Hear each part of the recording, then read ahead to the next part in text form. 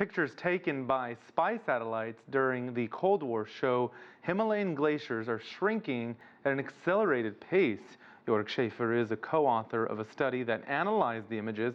He's a professor at Columbia University in New York, and CGTN's Mike Walters spoke with him about his findings and how the study was made possible. Yeah, I mean, as a background, the groundwork of this study really is the technique developed by Josh Maurer and Summer Rupert. Both are authors. Josh is the lead author and Summer is the other senior author in the University of Utah, that made available this amazing CIA spy imagery. So that single-handedly, this development extended the observation period that we can look at these satellite images by a factor of 2 to 40 years. So what you see here is the first application of that tremendous tool, and we looked at glaciers across the entire Himalayas.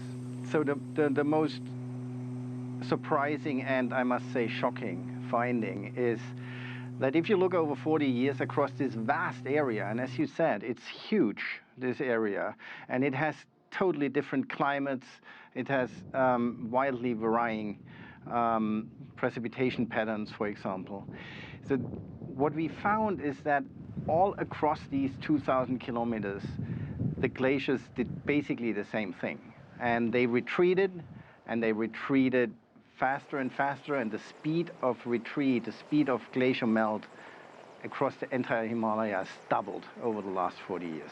If you have a 2,000 kilometer so heterogeneous observation zone, and you find such a consistent result, you basically already know what the driver, in this case, for the dominant driver for this glacier melt is, and it's temperature, because only temperature has that sort of regional consistency.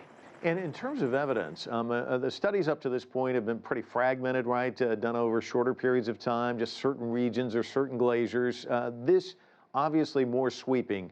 So what would you say to somebody who says, well, I'm still not convinced it's climate, because there still are deniers out there?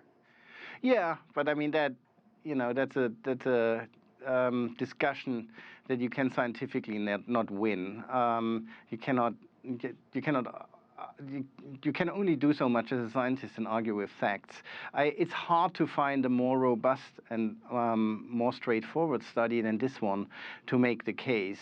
As I said, there are two independent layers of evidence. One is qualitatively, that over this huge area it can only be temperature, and quantitatively that the extra heat is consistent with the amount of ice that we see.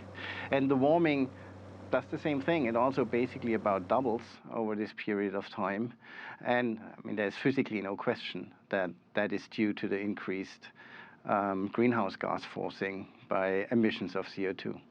And so it's undoubtedly a wake-up call, but give me your worst-case scenario, a best-case scenario. Can this be reversed? How quickly must we move on it?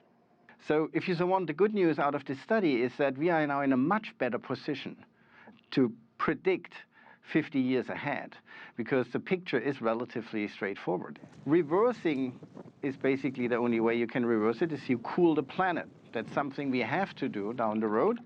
And the Himalayas are one of the main areas where the political and the social pressure will be so high because the livelihood of the society will be so much influenced. But turning this around means cooling the planet. Cooling the planet means reducing the CO2 in the air. And that's not something that we can immediately do. We have to react immediately on the ground and also provide this information in a way to policy and decision makers that convinces them, and work with them to really find the best adaptation methods for this real kind of basically disaster in the making here.